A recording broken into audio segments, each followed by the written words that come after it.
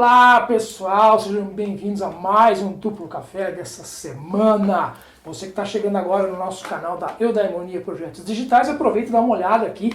Ou depois desse vídeo, se dá uma explorada, veja os episódios anteriores dos convidados que vieram aqui. Tem nossos filmes, tem vídeos de humor, tem uma série de coisas muito bacanas. Entra lá, se inscreve, curta os vídeos, assista, comenta aqui embaixo o que você está achando, a gente quer o seu feedback também. Se você quiser que eu traga alguém aqui da cidade de Campinas, coloque nos comentários que a gente vai atrás da pessoa e trazemos aqui para um bate-papo muito legal. Tá bom, gente? Bom, e hoje estou aqui também recebendo um convidado, grande amigo, vocês vão conhecer, vocês vão adorar ele, um cara super simpático. Ele é o Juliano Coy. Oh, tudo bom? Seja bem-vindo, bem-vindo. Muito obrigado pelo convite. Imagina. Juliano, grande amigo, já fui apoiador aqui do nosso Duplo Café, ele é o proprietário da Padaria Floresta, que sempre nos apoiou nos nossos filmes, nos nossos programas. Cara, eu sou muito grato sempre seu apoio aí. Estamos aí para ajudar. É isso aí, sempre tá? que precisar. Bom, vocês sabem, como dá pra ver, o Juliano é descendente de japonês. Você é japonês desde quando? Nossa. Então, desde que me entendo por humano. Nossa. Não, ele veio falar um pouco hoje para nós exatamente sobre isso, sobre a cultura japonesa, que é muito interessante. Você morou quanto tempo no Japão? Eu nasci lá, morei até os 3 anos. Ah, você nasceu lá? Depois eu vim pro Brasil. Aí eu morei de 2012 a 2019. Ah, tá. Então, 7 anos. 7 anos lá? 7 anos. Aí emerge numa cultura totalmente diferente, assim, né? Porque até 3 anos você ainda não dava tempo pra ter uma noção, né? Não. Aí, tanto que nem memória, assim, né? Infantil a gente não tem, né? Tá só com foto e tal. Mas eu sempre fui apegado à cultura japonesa, né? Certo. De participar de grupos, kaikans, assim, clubes, né? Então, não é muito estranho, né? Porque você já tá vivendo esse mundo. Né? Não, mesmo porque, mesmo aqui com a família no Brasil, é impossível não ter, né? A cultura, isso, tem. Então, refeições típicas, palavras no dia a dia, né? Que são tão... Acabam que, você já estava mais ou menos imerso já, né? Já, agora... e fora a vontade, né? Eu certo. sempre quis, assim, desde que me entendi como um japonês, mas eu... sempre quis viver mais, então entendi. A cultura, então, sempre pesquisando, né? Não, a cultura é muito bonita, assim, eu fiz, na minha juventude, eu fazia karatê, né? Então já acabava tendo, nossa, nada a ver, né? Assim, não é muito, nem 1% do que você vivia, mas a gente tinha noção, então tinha algum vocabulário que a gente ouvia. Sim. A cultura, a própria disciplina da arte marcial é muito bacana, né? E vem dessa cultura, né? Do japonês, né? Sim. Você acaba trazendo muito, né? Das artes marciais pro dia a dia, né? É uma coisa comum lá, assim, a arte marcial, assim, a maioria das pessoas ter alguma... Por incrível que pareça, é comum, mas não é fácil de se achar. Para praticar, por exemplo, segunda, quarta e sexta quero ir praticar judô. Não é tão fácil. Não, de se achar. Tanto que acho que sobre arte marcial que você mais se encontra assim no dia a dia para querer praticar tal é o jiu-jitsu. Tá. Que muitos deles são brasileiros que foram morar no Japão. Exatamente. Que trouxe. Entendi. Mas o que é considerado o esporte nacional do Japão? Eu acho que, por incrível que pareça, eles gostam muito de correr. Então, né, corrida, e aí tem beisebol, né? Beisebol, né? Beisebol é muito forte. Mas é diferente do americano, né? Tem uma regra diferente, uma coisa assim, né? Eu vou ser transparente que isso eu não sei. Porque eu também não tenho a menor ideia. São duas coisas que eu não entendo, é beisebol e futebol americano. Também que é umas coisas que você fala, caramba, até que só os caras jogam, né? Mas é forte, assim. É forte, né? E se você for falar assim, vendo em escola e tal... Futebol ainda tem também, né? Eles gostam de futebol também. E aí você foi pra lá, então, em 2012? Fui. E aí a pergunta que todo mundo faz, né? Tem muita gente, muito brasileiro, que acaba indo, até arriscando, né? Assim, que não conhece nada e acaba indo pra lá sem conhecer língua, sem conhecer nada. Você não tinha uma facilidade, né? Mas, assim, como é que é isso aí pra quem... Então, a escolha foi porque... é a época comum da pressão, né? Que todo jovem sente de o que você quer fazer da vida. Não sei. E assim como você comentou no início, graças a Deus, minha família tem um comércio próprio, então sempre teve essa base, né? Um apoio esse maior, seguro, né? Sim. De não sei o que eu quero fazer, mas a família tem empresa. Legal. Né? Graças a Deus tem uma padaria, a gente tem bastante clientes fiéis, Sim. Então... então nunca tive esse medo, né? Muito pelo contrário, eu tenho muito amor por essa empresa. Certo. Então, chegou a fase do o que escolher, o que fazer. Tinha já uma grande curiosidade, né, sobre como é o Japão, o que é, né? Como que é você estar num lugar que todo mundo tem olho puxado, né? Ser um comum. Aí eu falei, mano, com todo respeito, não se pode usar, mano, essas coisas. Pode, tranquilo. Nosso programa aqui é bate-papo de bar. Então, foi quando eu decidi ir. E só que existe 3 maneiras para você estar indo, né? Primeiro, pra mim, no caso, pelo sangue, né? Por eu ser um descendente, eu posso tentar ir como um descendente. Mas você também, sendo nascido lá, você já tinha uma cidadania ou não? Não, japonês... Japão acho que é um dos países mais rigorosos com isso. Né? Por exemplo, se você nasce nos Estados Unidos, você é americano. Isso. No Japão não, é a sua linhagem, seu sangue.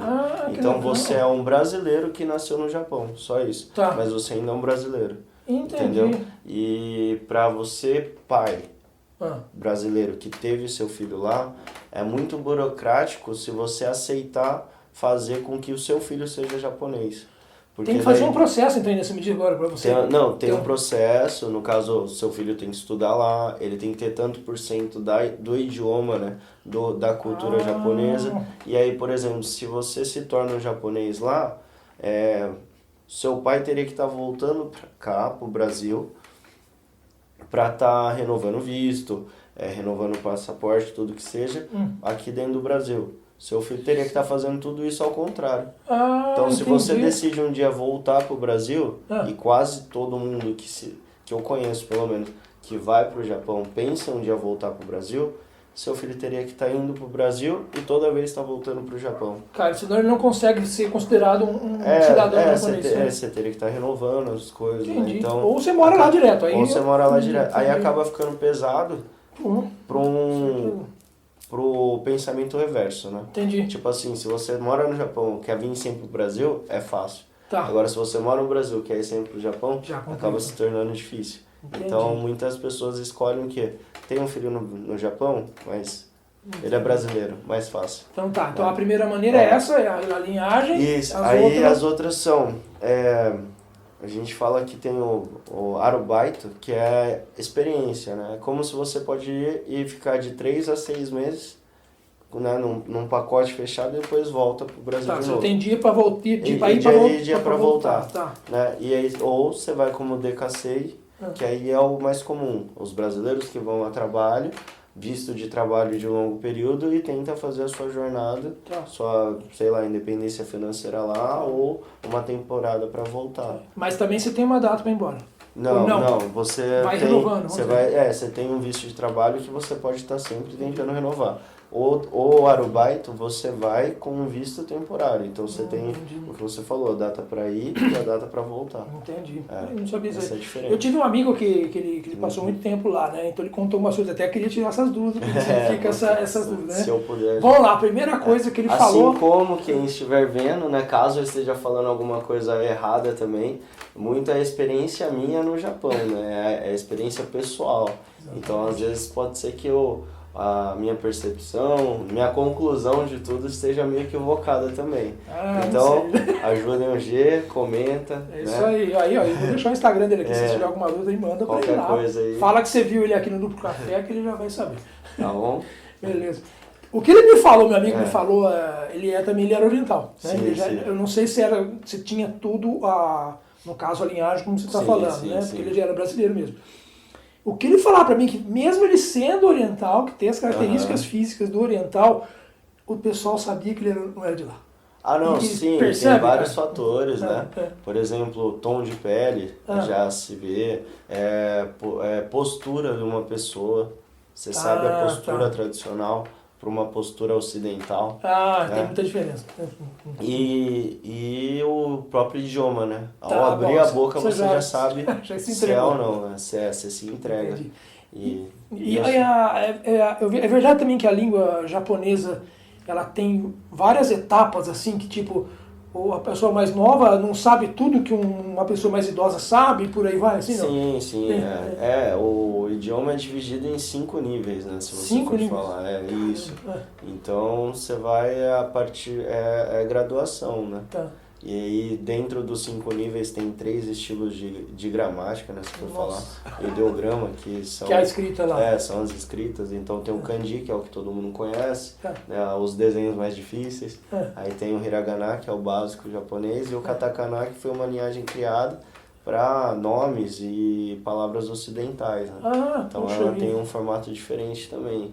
Então, você vai aprendendo tudo isso, né? Eu mesmo não sei... nada. Eu posso dizer que mentira, eu sei um pouco, mas bem básico. Eu vou falar um pouco lá da minha percepção, tá? Porque assim, o Juliano, além de tudo, é um grande amigo, né? Ele estudou junto com a minha filha no colégio aqui, perto da nossa casa, minha casa aqui. Então eu conheci ele, criança, vamos dizer assim, né? Depois tá aí, ficou um homem formado aí, tá tomando conta dos negócios da família, tudo, junto com as irmãs dele, tudo, né? E eu lembro quando você foi. Né? Eu lembro quando eu morava aqui perto, né? Porque a gente mora muito próximo da padaria dele. E eu lembro quando você foi, e lembro quando você voltou. Sim. Então aí a volta foi assim, caramba, o Juliano tá diferente. Lógico, não há dúvida. Quantos anos? Ficou 7? 7 anos. 7, então não é possível que não mude alguma coisa, né? Não. Então você tava assim, acho que até a dificuldade com a língua de volta, né? Não sei se é uma dificuldade pra você. Ou você, aí eu vou quebrar esse paradigma, tá? Minha primeira conclusão, né, pessoal que eu tive sobre viajar. Tá. A gente brinca, né, de praga urbana. E eu falo que brasileiro é uma praga mundial, né? Brasileiro tem em todo lugar. Então, em relação ao português, não, cara. Não tem como, porque se você... sei lá, você pode parar em qualquer lugar do mundo, cara. Você levantar a mão e falar, sou brasileiro, tem alguém aí? Aparece, cara. Não tem. Você não sente falta. Sendo bem transparente, meus primeiros 3 anos, eu fugia de brasileiro. Pra justamente não... Pra tentar aprender a língua, tentar aprender o costume japonês e esquecer os hábitos brasileiros. Tá, pra poder se imergir mesmo na cultura, né? Então eu fugi. E sim, tinha que fugir mesmo, não é assim que fácil. Não é, porque igual, eu fui a trabalho, eu fui ser igual todo brasileiro, né, como operador de máquina, linha de produção, e então é fábrica. Fábrica, são muitos funcionários, tantos por cento de cada fábrica é brasileiro, né? São brasileiros. Então, que é a porta de entrada de trabalho, né? E aí você vai estar numa linha de produção. O difícil do Japão, que todo mundo fala, é a carga horária, né? Nem sempre o trabalho é pesado, nem sempre o trabalho é difícil, muito pelo contrário, né? O Japão é muito maquinário, muita tecnologia envolvida, então tem muita atividade que as máquinas já fazem por você, né? Mas você tem que estar lá para apertar o botão, a gente brinca, né? Então a nossa função é apertar botão, organizar, né? Então, por exemplo, a máquina do quê? Trabalhei em bastante lugares. Você ficou mais de um lugar? É que assim, né? Então, só voltando... A ideia no início, né, em 2012, não era viajar para fazer como grande parte dos brasileiros fazem, que é para juntar dinheiro, né? Muito pelo contrário, era para ir conhecer o Japão, de fato, né? Graças a Deus. Imersão na cultura. Isso, imersão na cultura. Ver se era o que eu queria, né? Porque como eu sempre me classifiquei japonês aqui, né? Então também queria falar, vai que eu gosto mais de lá do que aqui, então eu fico por lá. Então fui para conhecer mesmo. Então eu tive muita liberdade para falar assim, não quero ficar só aqui, quero conhecer outra. Porque muita gente vai e desgosta do Japão porque não pensa assim, né? Vai pensando só no valor financeiro, vou onde paga mais. Normalmente onde paga mais, o trabalho é mais pesado. Então você acaba desgostando do trabalho e aí você desgosta do Japão porque para trabalhar ali e não gostar, e para mudar de trabalho você vai ganhar menos, então não compensa, entendi. Vou embora pro Brasil de novo. Tá certo. Só que aí eu não, então como eu fui para conhecer, eu trabalhei de tudo lá, cara. Que legal. Eu trabalhei desde restaurante típico japonês até restaurante típico brasileiro, em casa de marmitaria brasileira, em mercado brasileiro, em conveniência japonesa. Você já tinha um pouco de expertise também, né? Então... Conveniência japonesa. Eu trabalhei como... sou formado em hotelaria e gastronomia no Brasil, né? Então, e a minha família tem uma padaria, igual você falou. Então, por isso que a minha área sempre foi voltada para alimentos, né? Então, quando eu fui pro Japão, decidi ir pro Japão, a primeira empresa que eu peguei foi uma fábrica de pães. Tá. Que tem a ver com a minha área. Sim. Certo? Só que aí você vê uma padaria tecnológica. É muito legal. É muito bacana. Porém, logo todavia, os japoneses que costumam trabalhar nessa fábrica não são muito felizes. Aí você não se dá bem, porque costuma ser, se a gente se classificar como uma escola, costumam ser aquele grupinho que não estudava, mas se embulinava, era os malandros, então acaba sendo aquele povo que vai querer ter uma dose de preconceito em cima de você por você ser estrangeiro, de fato. E então não é interessante. Não é nem por pagar pouco e trabalhar muito, mas era um grupo de pessoas que eu não tinha muito, não me conectei bem, ponto. Aí foi quando eu saí e fui pro restaurante.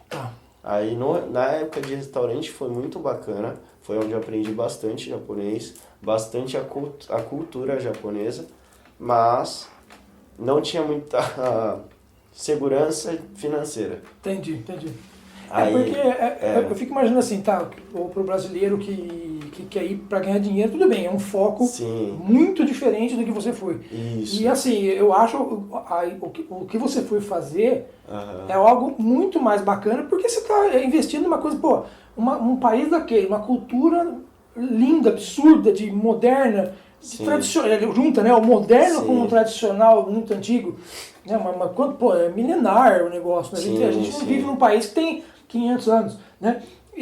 Você tem 2.000, 3.000 anos, muito mais, sei lá quanto que é, né, de cultura, é muito mais. Então você imagina a carga, né, de cultura enorme, cara. Não sei. Não sabe? Não, mas... área cultural. Não, eu também não Eu sou meio limitado. Não, a gente sempre escuta dinastia, não sei o quê, né? Dinastia nunca é curta, né? Sabe que eu entro falando assim, eu sou de 2012 a 2019. A dinastia mesmo. Não, sim, mas mas é visível, né? Isso. Nas construções, sim. Tudo, né? Tanto essa parte até do cultura tradicional da hierarquia, né? Sim. Você pode ser muito mais inteligente, mas se o não tão inteligente é superior a você, você tem que ficar calado, tem que respeitar, mesmo que a decisão dele seja mais ineficiente. Bola pra frente, você tem que fazer quieto. Né? Isso você fala na hierarquia de família, tipo... Não, até profissional. Profissional também. Às vezes por isso que é o maior dilema de você aguentar certos trabalhos no Japão. Entendi. E deixa eu fazer outra pergunta muito que eu... Posso tomar também? Fica tranquilo. Saúde. O que falam muito, acho que pra você foi menos, mas a questão da comida. Porque o brasileiro já Pra mim não tem como, sempre comi, né? Então eu sou muito acostumado. Porém, tem uma realidade do Japão que eu falo pra todo mundo que eu me surpreendi, que você não vê muito aqui. A iguaria japonesa tem muita fritura, cara. E eu fiquei extremamente assim, caramba. Porque eu não sou muito fã de fritura. Até mesmo no Brasil eu não sou fã da batata frita, né? O pessoal fala, não sou muito chegado. E você chega no Japão, cara, a quantidade de iguarias fritas que você vê, você fica surpreso. Caramba, sério? Então... porque também, uma vez... Me surpreendeu bastante. Eu gosto muito de comida japonesa, mas assim, aquela que já está muito ocidentalizada, né? Sim. Inclusive, a comida japonesa que tem de restaurantes aqui, que você fala aqui, sushi, sashimi, todas essas coisas, né? Não é a comida normal, diária deles, né? É uma mistura de sim e não. É uma mistura de sim e não. Porque o que é o comum do dia a dia do japonês, se você for ver bem, é o onigiri, né? É aqueles bolinhos de arroz, fala. Tá. Então nem sempre é o sushi, né? Fala que isso é minha comida de festa, né? Assim, uma pessoa a minha esposa fez um curso de culinária e foi um dia uma chefe japonesa. E ela falou que era isso aqui é uma comida mais de festa. Isso, mais festiva e tal.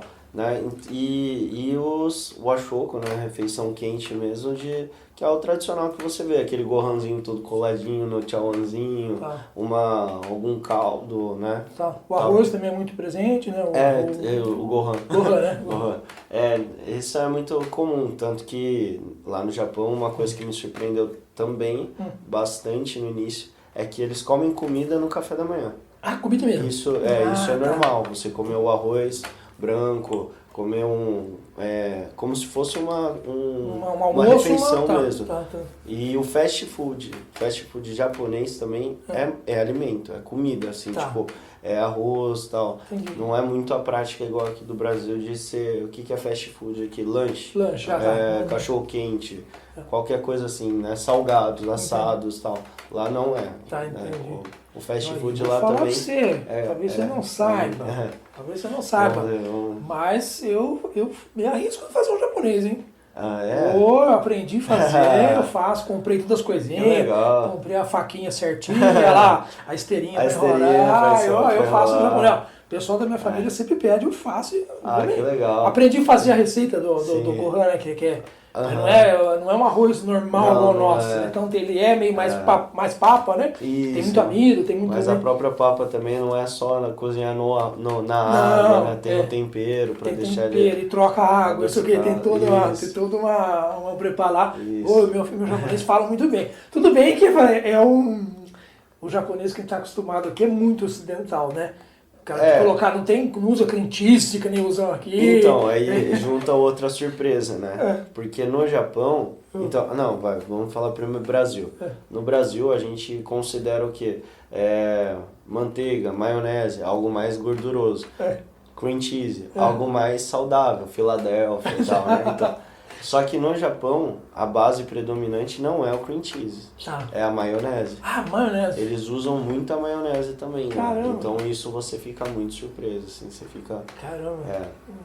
Mas, e a comida, vamos dizer assim, da fábrica, também segue a mesma linha? Então, depende da onde. Igual, por exemplo, se for voltar para o assunto fábricas.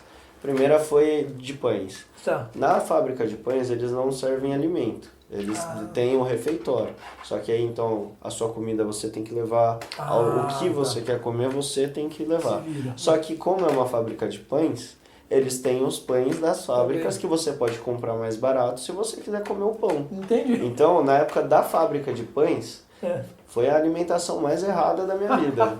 Eu almoçava pão, jantava pão e vivia de pão. Entendi. Né? Porque eles vendiam mais barato do que já era. E eu vivia dentro da fábrica, então acabava de ficar de pão mesmo. Entendi. Só que aí depois eu trabalhei em componente eletrônico, em autopeças, na fábrica de autopeças. Nesses lugares eles já são super mais assim, coerentes com o cuidado do funcionário. Na componente eletrônica não tinha ajuda de valor, mas era um preço muito bom. E comida, assim, tudo era balanceado. Sempre vem aquela plaquinha do lado para falar basicamente a tabela nutricional das coisas. E aí, ok. Na autopeça já é um pouco menos Nutella, né? Frufru. A comida, tem lá para você pegar, comer. Porém, tem uma participação da própria empresa ajudando no valor. Então fica barato também. Só que, autopeça, tudo macaco velho querendo trabalhar. Então eles não pensam muito assim, tem que ser balanceado. Não, tem que ser gordo mesmo pra você aguentar. Pra você ter que aguentar a pauleira, né? Entendi. E é uma outra questão que lá, vamos ver aqui, que tem um pouco de correr, porque não dá tempo. Nossa, o assunto é muito legal, cara. Isso que eu tô falando aqui com ele. E a moradia, como é que é, cara? As moradias também são pequenas? São, cara. Então, outra coisa que eu não sei, eu posso estar sendo equivocado falar, mas eu assisto muita coisa, que eu comparo muito isso com os outros países, Europa, Estados Unidos, o Japão, primeira coisa de moradia. É muito complicado você falar em comprar seu imóvel. Já é um hábito muito comum você falar em alugar. Entendeu? Quem aluga o melhor significa que tem uma condição melhor. Entendi. Mas não necessariamente igual no Brasil você fala, você é mais ou menos porque a casa é própria ou a casa é alugada. Então, ao contrário. Aqui o status é isso, mais ou menos. Né? Lá não, lá é quem alugar o melhor, tá melhor. Tá bom. Só que, o cara tá bem. Só que Japão, por ser pequeno já, ele tem muito hábito de kitnet, né? Tá. Então a prática dos apezinhos pequenininhos. O pessoal ainda divide às vezes com alguém. E a gente divide, igual quando eu fui, a minha primeira ida, eu fui com um amigo no aeroporto, no avião, a gente conheceu um outro rapaz. Então ficou 3 moleques, na época todos 19, 18, 20 anos, morando os 3 em uma kitnet. Então, um quarto, um banheiro, uma cozinha integrada com a área de serviço e só. Com uma varandinha, né? Então, 2 dormiam. Um dormia no corredor, o outro no quarto, sala. Você muda as coisas de lugar, né? Faz um esquema pra dormir assim, às vezes. Tem muita prática. Eu já vi isso aí, o pessoal dobra a cama, abre e vira a sala. Então, na parede tem uma tábua que você não entende, mas se você puxar ela vira a mesa. Entendi. Tem isso. Cara, esse assunto pra mim é fascinante, eu gostei pra caramba. Mas, cara, obrigado por ter vindo, porque o nosso tempo é extremamente curto. Cara, obrigado por ter vindo. Então, quem quiser, quem gostou mais, parte 2, parte 3. Isso, volte mais vezes pra falar com a gente aqui, que foi muito bacana, cara. Valeu? Gente, olha só, que bacana. Vocês gostaram dessa conversa? Vai ver os outros convidados que tem aqui, que só tem gente boa, tá? Gente topzera aqui, tá?